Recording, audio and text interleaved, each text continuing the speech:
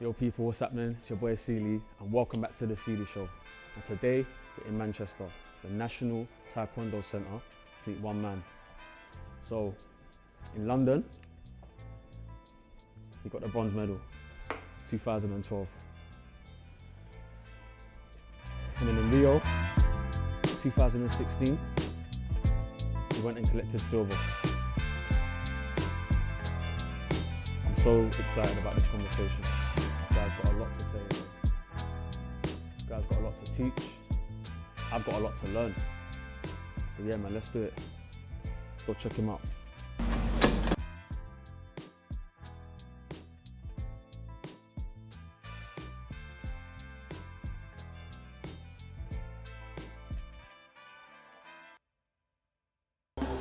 What's the favourite city?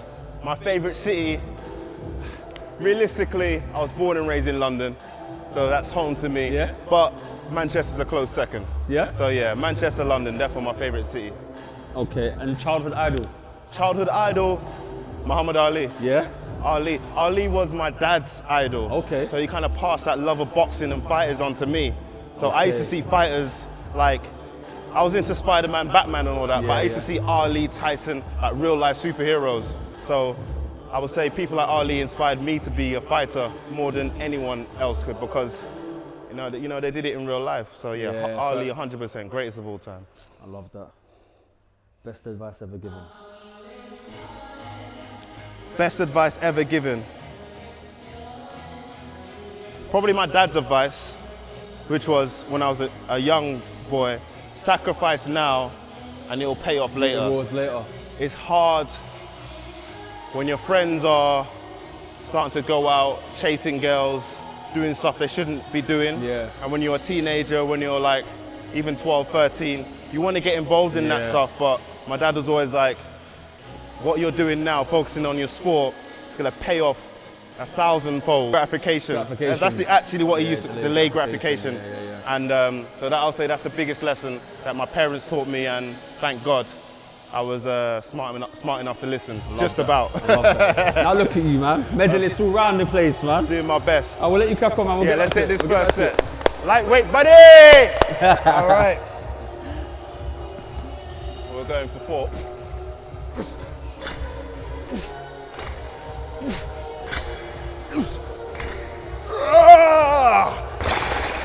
Who would you like to collaborate in the future? Who would I like to collaborate with in the future? In what capacity? This is the thing. Yours is difficult because obviously you're a fighter, so you're not really going to collaborate with anyone, but maybe someone you could meet, maybe someone you could sit down and have dinner with. Wow. Share a conversation with. You know what? I'll tell you who I have shared a conversation with on a few occasions, and I'm always excited when I see him, is Anthony Joshua, heavyweight champion of the world. Yeah. 2012 Olympics. We was at the same Olympics. Okay. So oh yeah, of course, yeah. He got the gold, I got a bronze in my sport. And just seeing how he conducted himself as a champion, even before he was a champion, you know, that inspired me a lot. And what I love about AJ is that he's the same down-to-earth guy that he was before the gold medal, before the belts. I've seen him with the belts, without the belts, with the medal, without the medal, same guy. So every time I see him, there's a lot of respect. And he's always the kind of brother that passes on some wisdom. He's not really the kind of guy that I've met that he's just talking rubbish. He's always trying to pass on some wisdom, whether it's your personal life, your lifestyle, sport, your approach to business. So I always enjoy a sit down with him, and I think it's easier when it's someone that you know and respect. So there's many people, but Anthony Joshua's always up there. Nice, man. Kind words, Big up AJ. Yeah. We'll let you get back to it. Yes, sir. What's up? So, what else have we got? What skill would you like to master? What skill would I like to master? Wow. What if I could pick any skill? Any skill. You know what? I'm answering in a bit of a different way. I think mastery is like a journey, and I feel like I don't know if you can ever truly master any one thing. Obviously, I love the martial arts, so you know, in some people's eyes, I've mastered the martial arts, but honestly, I feel like I'm just beginning because there's so many things to learn. So I guess to be a complete martial artist would be my way of answering that question, but that takes a lifetime. So yeah. Okay. When are you most happiest? When I'm most happiest, when I'm with my family. Yeah, you know, when I'm with my family, when I'm with my good friends. It's those things in life that matter the most. And so yeah, 100% that. But I'll be real, I'm also very happy when I'm fighting, when I'm in the ring, when I'm in the moment, that heat of battle. I think it's a big blessing. And as long as I can do it, as long as God keeps allowing me to do it, I'm gonna do it. So, but family first, of course. Family first. Yeah. Your proudest moment? Proudest moment? You had a few. I've had a few. But you know what stands out in my mind? My first major gold medal was the European Championships in 2012. My dad was in the audience and I won. And that, I knew I was good, but when you get your first major medal, it's like a different feeling. It's like, it's certified now. And the whole world can see it. Facts. And no one can take that away from you. Exactly. So that was a proud moment. And what I remember most about that was not the performances, which were good, but just seeing my dad in the crowd and, you know, embracing my dad at the end, because my dad's the one that taught me how to do martial arts from the age of 3 years old. So for him to be in the audience and see me win a major championships, that really meant a lot to me. That's amazing. It still does. That's still amazing. does, yeah. That's amazing, man. Your biggest mentor? My biggest mentor is my dad. Yeah. My dad literally, what I love about my dad is he gives you the complete package. He's not just about teaching you the skill of the martial arts, it's the whole mind, body and soul connection. So a lot of his teachings are very spiritual. You know, he teaches me lessons about fear. I'll give you a quick one. He'd always tell me, like, the hero and the cowards, when they're about to go into battle, they feel the same emotion. They feel scared, they feel fear. But the difference between the two is that the hero faces his fear and goes into battle, whereas the coward runs away. So my dad was very philosophical. He always gave me teachers like that. And that's what makes him, to me, the best coach ever, because he gives you the complete package. He's going to make sure that you're prepared mentally, physically, as well as spiritually. I love that. That's a gem. Yes, sir. Yes, sir. Well, that's my pops. That's my pops. I love that. Yes, sir. I love that. Last two. Go ahead. What does success mean to you? I think success is different for everybody. And I think you asked that in the right way. So to me, success is reaching your max potential. If you can, what success could look like for me and for another fighter could be completely different. So maybe for me to reach my max potential, that might mean a gold medal. For someone else, that might mean a bronze or a quarter-final. It's both the same thing.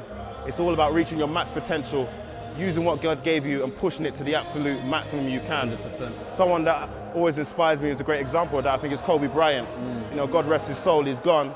However, while he is here, he pushed everything to the max. When you see what that man did on the basketball court and what he was starting to do off the basketball court, you can see he was someone that lived every day to the max. And that's why, although he's gone and he had a short life, he achieved so much. Because to me, he left nothing on the court. Yeah. You know what I'm saying? Yeah. So that's what success means to me.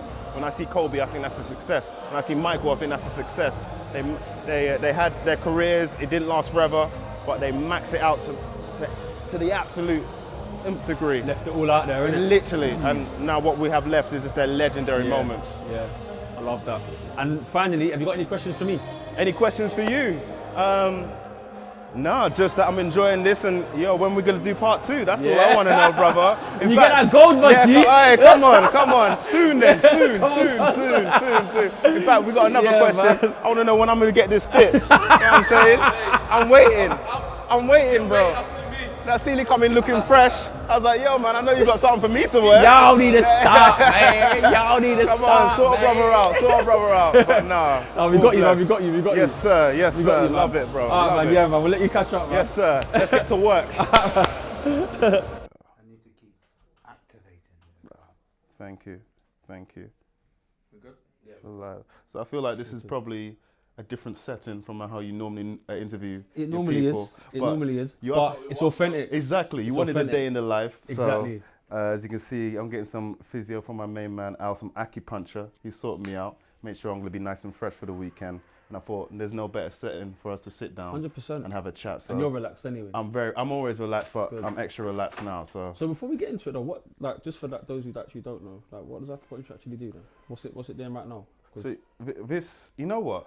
That might be better. An expert might be able to give me. I was waiting for you to answer. I'm not 100% sure. Acupuncture is almost like a religion. It's something you've Yes.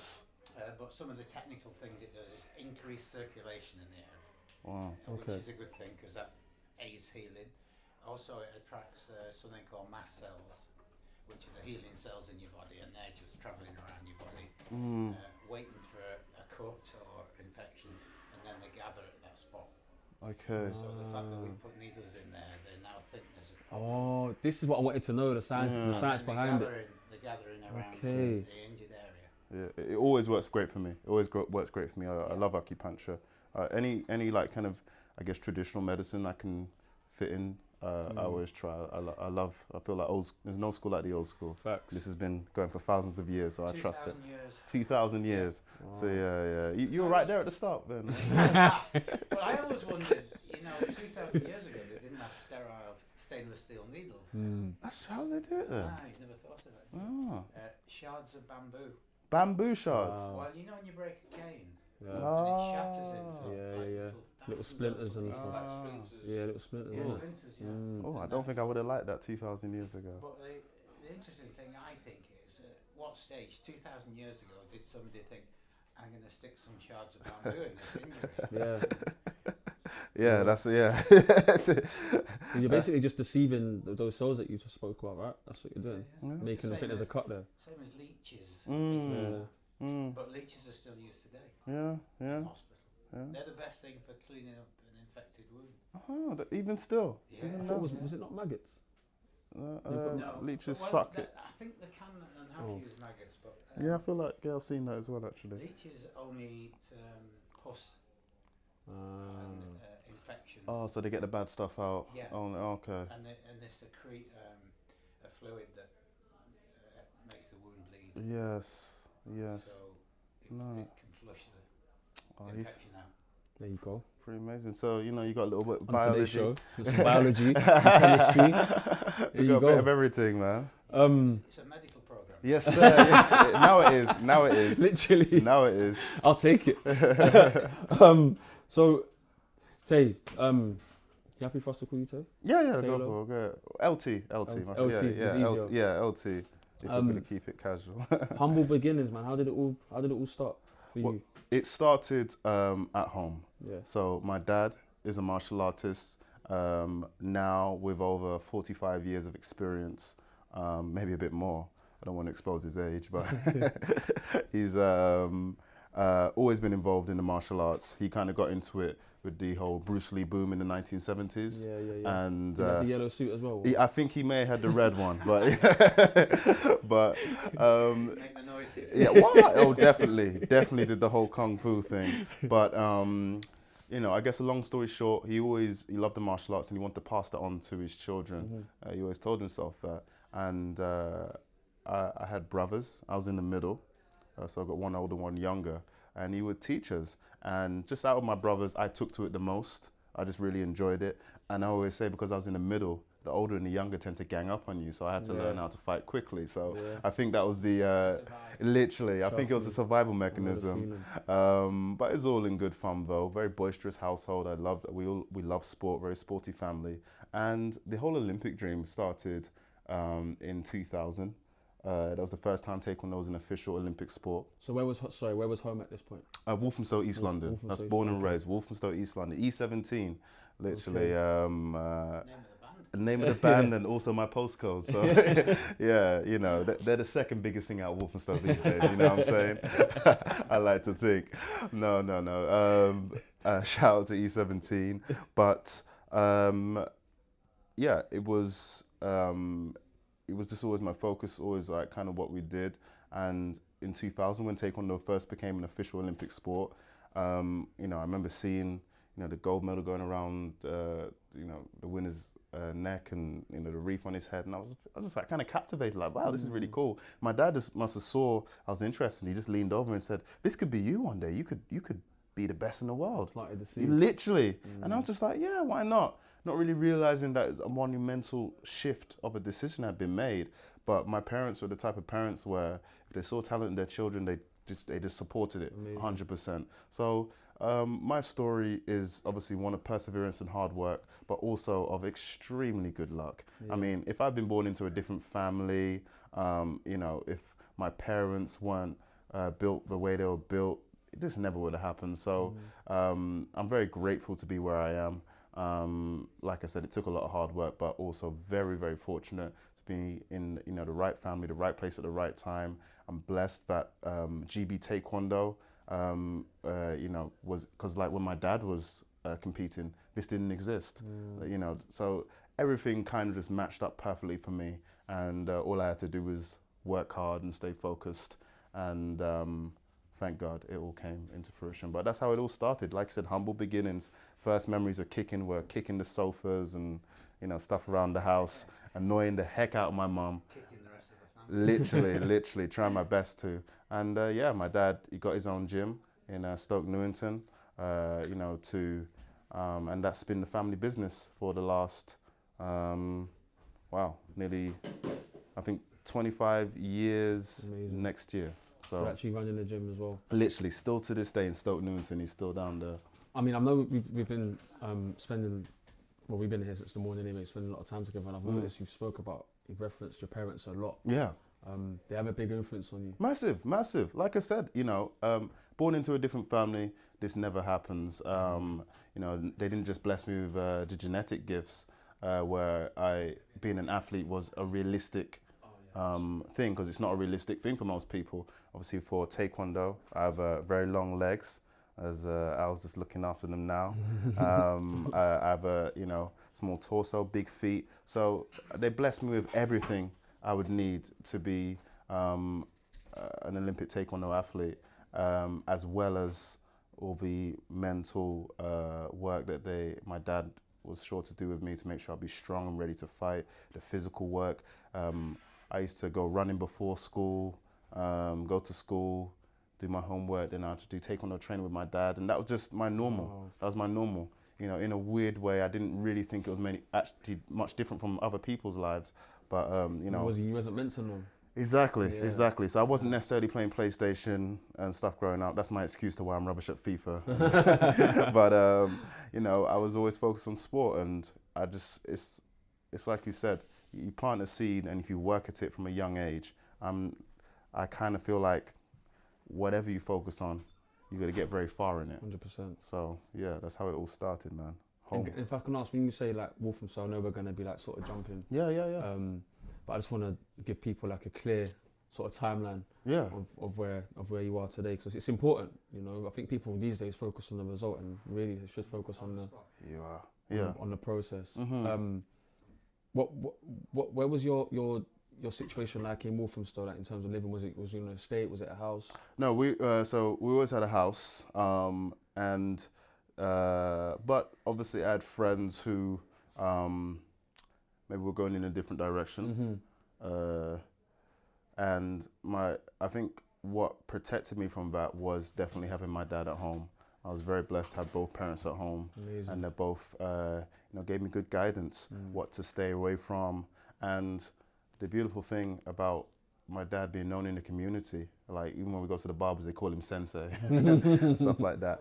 Yeah, Sensei. That's what they call my dad in the barbershop and like in the community. So my dad was known enough where even if things were going on, and they'll be like, all right, that's not for you, because that's Sensei's son. So there was always that respect, and community looked after you. Because I feel like they always gave me the feeling that I was going somewhere, and I really believe in self-fulfilling prophecy as well. Because everybody treated me like that, it's almost only a matter of time before you start believing that yourself. And it's like, not in an arrogant or egotistical type of way. It's like, okay, I can't do that because I'm going here.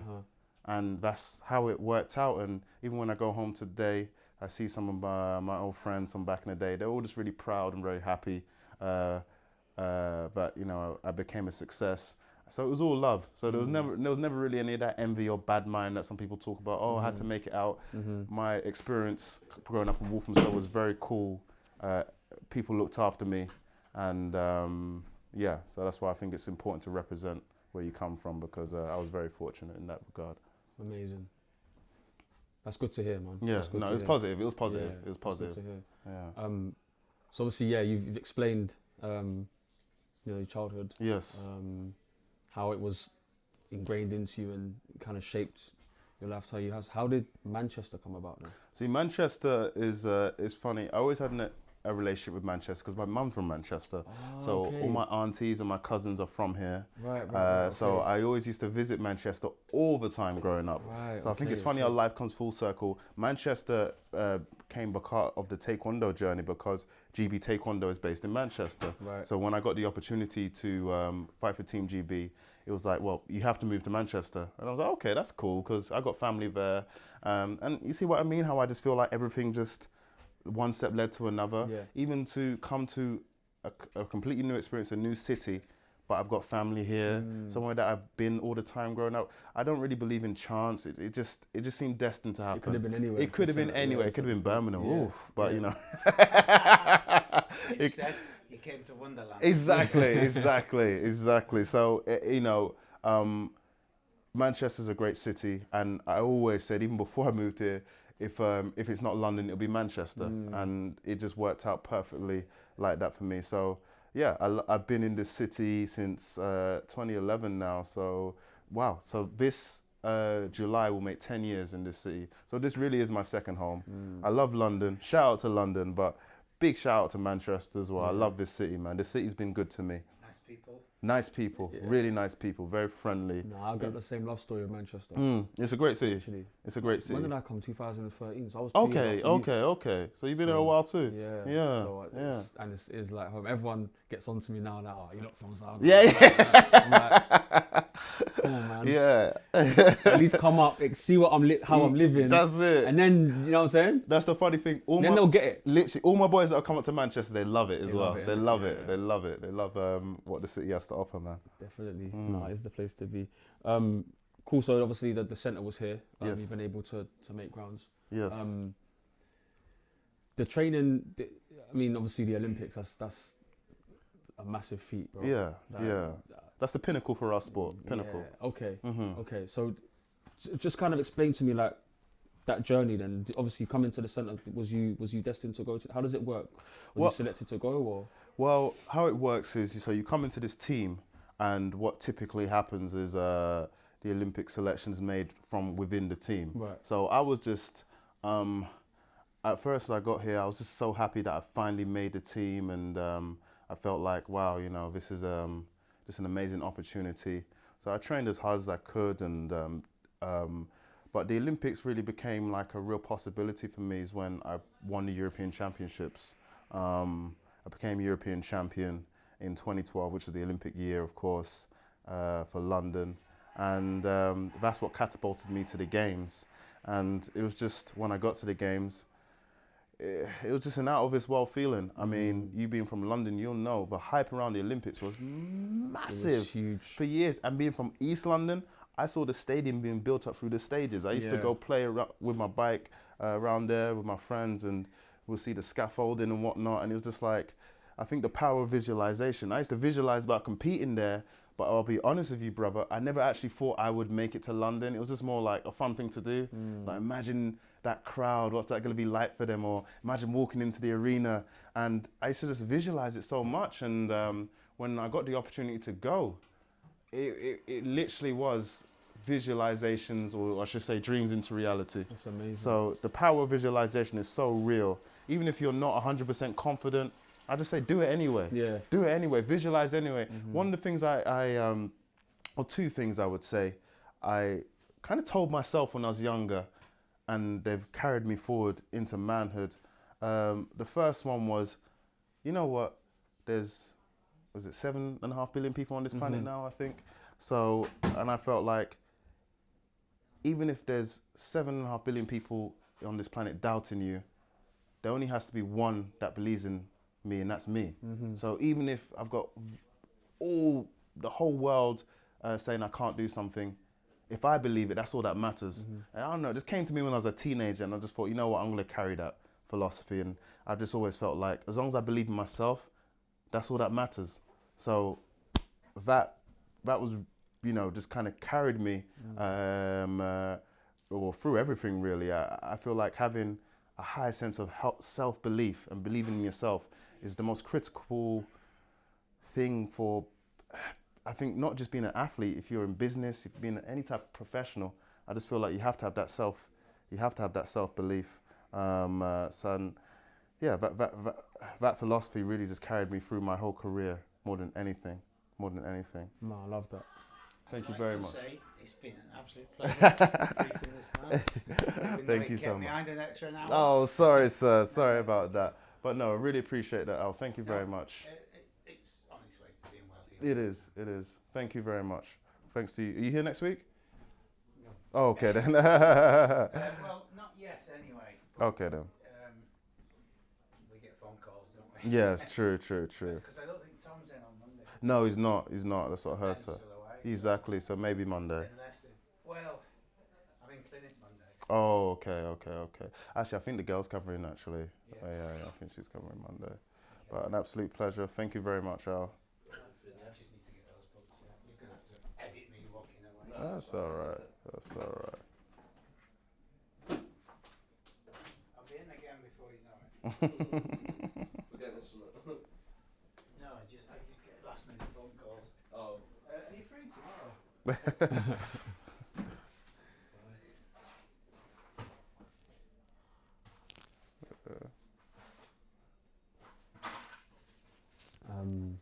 Wait, I was gonna have one more thing just to say Okay. on that, and that's that. Thank you very much, Al. Take You care. too. Thank you. Take See care. ya. Always a See you, pleasure. mate. So that was kind of like the first philosophy, and the other thing was, instead of focusing on what could go wrong, I always used to tell myself, okay, just suppose it did go my way. Just so for example, just suppose I could win this tournament. How would I do it? Just like I used to almost play games with myself. Like, you know, you're young, you're nervous. Think, okay, just imagine that it all went well. What would that look like? Just almost like, let me humor myself. And it started off with humoring myself. Like, okay, what if I was a champion? How would a champion act? Or what if I could win the gold? That's key. What if I could win the gold medal? What would that process look like? And the more you just like, okay, just entertain, because you get the self-doubt, like, oh, LUTALO, I don't know if you can do that. Think, okay, but what if I could? What would it look like? You just sit down for a minute. Literally. Yeah, and honestly, those two philosophies of just thinking, if it could go my way, what would it look like? How would I act? How would I train?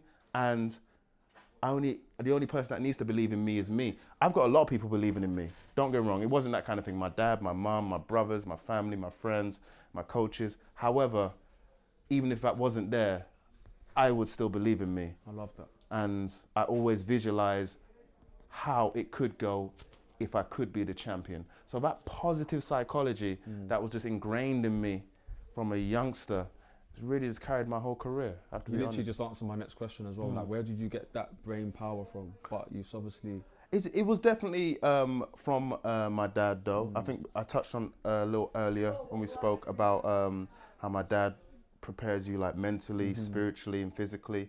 So a lot of those lessons were indirectly from him. Even just how to think. Even if he didn't tell me exactly what to think in that, he kind of taught me the process of how champions talk, how champions think. It was he was the one that told me, like, you know, you have to act like the champion before you This is become not, the sorry champion. to cut you, bro. This is not like base surface education. No. That's why I'm asking you. Yeah, no. This is really like deep Yeah, depth. exactly, Do you know what I'm exactly, saying? It's exactly. important. You know, I was bred to be a champion. Yeah, I was facts. born to be a champion, Yeah. and I can say that with confidence, looking you in the eye, because it's facts. It's facts. My mum, and my dad, they blessed me with everything I'd need to become a champion, and they just kind of pushed me on and let me do my thing. So that's why, you know, yeah, you say I mention my parents a lot. It's because, you know, they gave me the blueprint. Yeah. They gave me the blueprint. It's Yeah. special, man. Yeah. I love that, man. They really did a great job, and I'm very grateful for them. Awesome. So I have been doing some reading. Sir. Yeah. Okay. Up on you. Yeah. Yeah. Okay. Brother, Yes. this article told me Uh-huh. that you're the most successful British male Yes, sir. Taekwondo athlete. Yes, sir. Yes, sir. Yeah.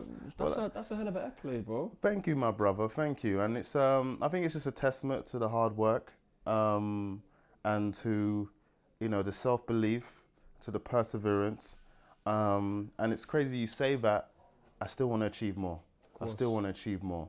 You know, I feel like once you achieve something big in life, you can you can revel in the success for a little bit, of course, for a short period, but as quickly as possible, it's got to be like, all right, done, next. Back on it. Yeah, what's next? What's next? Because if you get drunk off that kind of feeling of, oh, I'm the Olympic medalist, then, you're going to miss the next opportunity.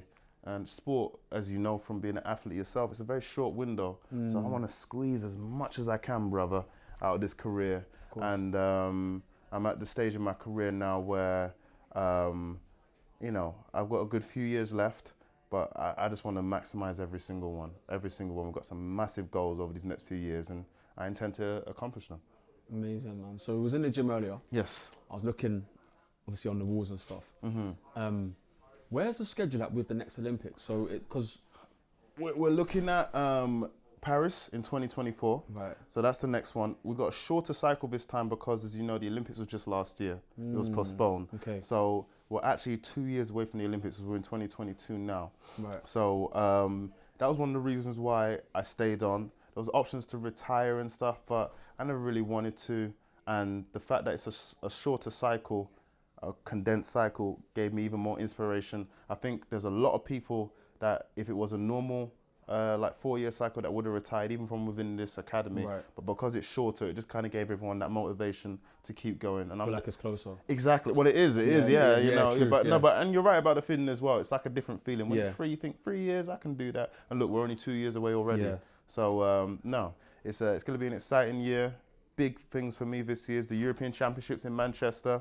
I'm excited. 10 years after I first won the European title, I have an opportunity to win it again in the same city where I won it. I won it in Manchester 10 years ago. So I want to make that happen. And we'll just take it one step at a time. That's another philosophy for success. When you focus on the big goal all the time, I find those people don't really get anywhere. What you got to do is take that big goal, then rein it back in step by step. Again, so if I got the big goal of going to the Olympics, all right, what steps do I need to take so I can get there realistically? Process. And when the process, you got to love the process. Exactly, brother. So when you've got a process of doing things, all of a sudden it becomes achievable. So if I just think about the Olympics, that's a massive thing. But if I break it down, okay, and you break it down to a level where, I've got to do this amount of training, I've got to hit these targets at tournaments, I've got to do these majors, and it all becomes very achievable. So that's really been one of my major secrets to success, is just breaking things down to the smallest level, but it's all leading to that big goal. I don't really think too much about the obviously it motivates me, I think about it, but I'm more concerned about the training I'm going to do tomorrow than I am about the Olympics that's in 2 years. Because if I don't do the training properly, that doesn't happen. So I've got to maximize and do the best I can in every round of training, and that will all build up and lead to the Olympics, God willing, in 2 years. Yeah. It's exciting, man. That's I mean, I'm just going to put it out there. I know you're not. But I'm gonna put it out there. I mean, so 2012, Yes, sir. we came home with the bronze, right? Yes, sir, we did. And in 2016, Yes. we came home with the silver. We right? got the silver. I'm Yes, just going to leave that there then. Yeah. All right, no problem. Only one colour to go. Yeah. Only one colour to leave go. that one And there that's then. all I'm in the business for. Of course. I'm all I'm in the business for. I want to be Olympic champion. I strive to be Olympic champion. I'm old enough and experienced and mature enough. If it doesn't happen, I'm cool. I've had a great career and I've had a great life, but at the same time, I'm going to give it everything I can to make sure it does happen. We're all behind you, man. And that's, we're all rooting for you, bro. That's all I can do. My very best. Nah, we're rooting for you, man. Thank you, sir. Appreciate it. So I've noticed, obviously, since the accolades and the success, the sport's kind of getting a bit of attention. It is. Taekwondo's getting really big in this country. Our last World Championships, we sold out the it's not called the MEN Arena anymore, is it? AO. Showing my age. AO. I'm old school. The AO, we sold out the AO, which was crazy for us. We're probably going to sell out again for this European Championships. This is a golden era for British Taekwondo. This has never happened before. I mean, in truth, we don't really have much business being good at this Korean sport in Great Britain. There's no history of Taekwondo like there is in the Far East, but for whatever reason, we do well and we dominate. And Amazing. Yeah, we want to keep it going. I want to keep it going and be a part of that legacy. Of course. So I say that to say this. Obviously, it's led into, brand ambassador deals and Yes. a social rise. How have you Yes. handled that, and how do you feel like the transition has been for you doing like the media side of things? That's a really good question. It's definitely different, but thankfully it's something that I really enjoy. I love doing, the interviews, the media. I love to do it. It's fun to me, and it's great to be able to kind of talk about different aspects of what goes into winning the medals and the tournaments. And I think the big difference is when you start getting the brands and the sponsorships, it just comes with a different set of responsibility. When you ain't got no sponsors, you can act the fool if you want to. Ain't nobody cares. But when you got them checks coming in, you ain't trying to act the fool. You know what I'm saying? You got to keep it real. So, hey, turn your phone off, bro. Hey, no phones in here, G. Hey, no phones, please. You get me? So, I hear it, but obviously, but like I said, my parents raised me well anyway. I'm not about being in no scandals or no nonsense. But yeah, there's definitely that side of it that does come. You just kind of realize that, and I think as well, when you start getting recognized on the street as well, just randomly, and you think, oh wow, that's different. And it does kind of play in the back of your mind, like, okay, I better make sure that I'm always No, I'm always correct, But it's important, though. It's important to like obviously to explain that, because a lot of people do move into a different space at a rapid rate. Yeah. And I don't want to say don't know how to handle it, but I make think so. mistakes because of what the role requires. I mean, we don't have to get into it, but we see it a lot with football. And there's a lot of recent examples of young men getting into situations they shouldn't be getting into, whether they're a footballer or not. And I think it does come down to how you're raised, number one, and I think on top of that, the people you keep around you. I wouldn't be surprised if all the people that have been getting in trouble recently, they didn't have good people around them. Like I always, had good people around me, keeping my feet firmly on the ground, and not letting my head get too big. And I think that's really important. You don't want to, have your head up in the clouds and be thinking you can do anything. And I think that's what tends to happen, unfortunately. Like you said, some people just lose their connection to reality. And thankfully,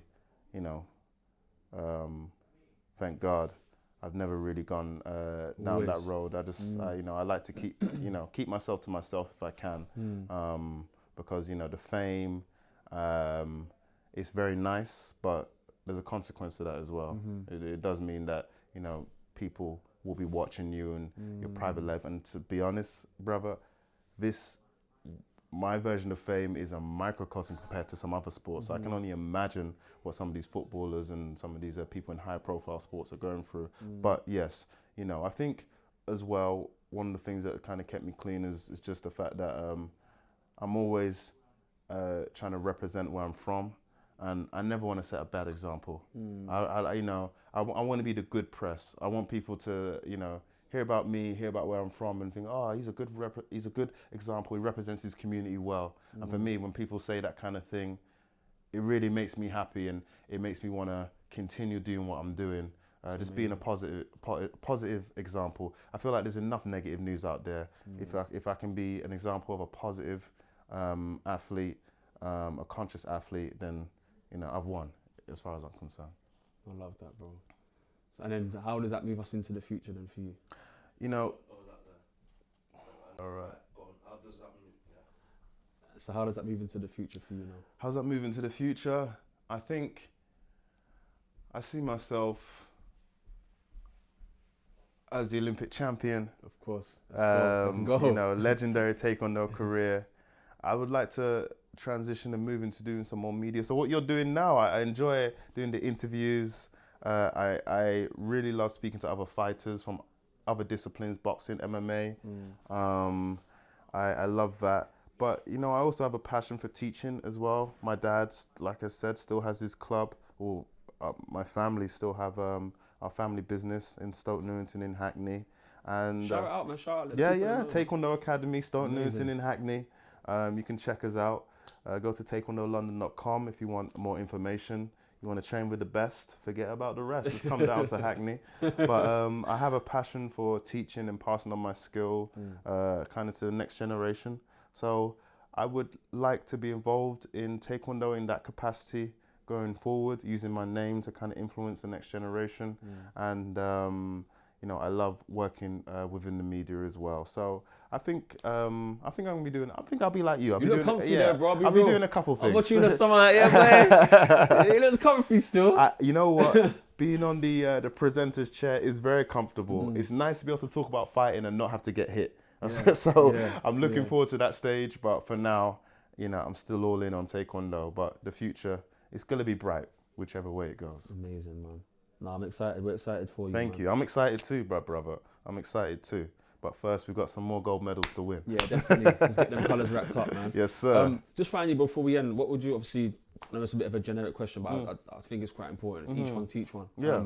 What advice would you have for someone coming up in the sport, maybe from a different background, same background, or just any young men in general, bro? Because I feel like you have knowledge, you know what I'm saying, that's been passed down. So can you share some? I know you shared some of it with us already. Yeah. But in a nutshell, what advice would you have for someone watching this now, being like, yeah, man, or someone maybe that you've hit a light bulb in already?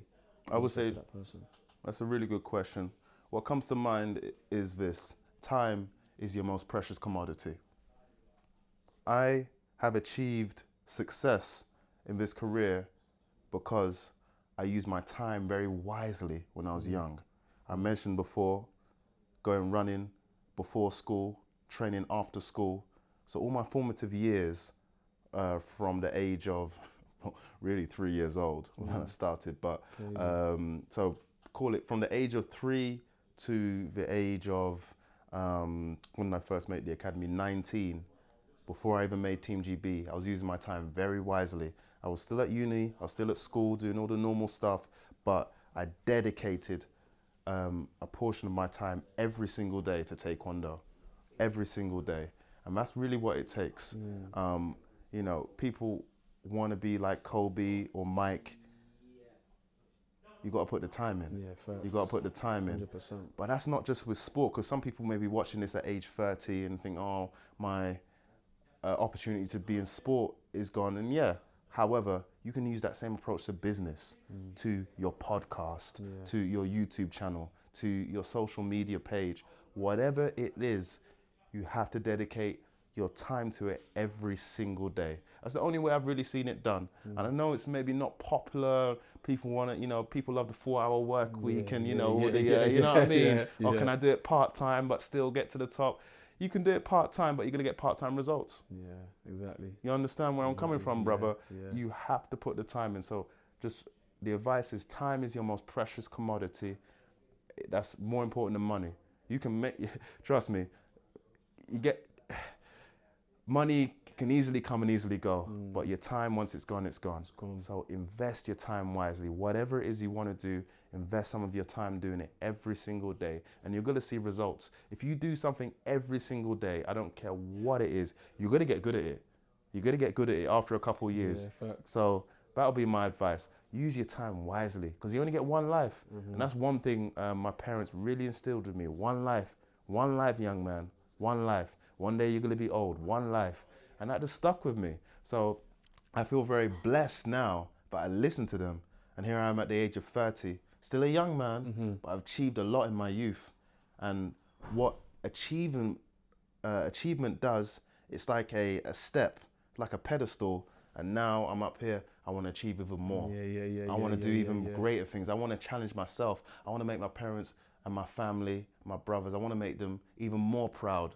You know what I mean? So that all achievement, all success, it's time. That's all it is. Dedicating your time to something every single day. That's the only way I've seen it done. It's the only way I've been able to do it. And I feel like it's the only way it should be done. So that'll be my advice to people watching. I love it, bro. I ain't got no more to say on that. Yes, sir. Okay. My pleasure, man. Thank you very much. Definitely, man. I've loved this. It's been good. And we got to do it again. We got to do it again. 100%, man. 100%. Yes, sir. Next time we're going to bring you on my podcast. Yeah, I'm here, bro. Let's make it happen. I got nothing but time, bro. I know you got time. I know you got time with that watch on. Don't do this, I know he's got time with that watch on. It's a copy. Yeah. It is, I swear, it's a copy. There you go.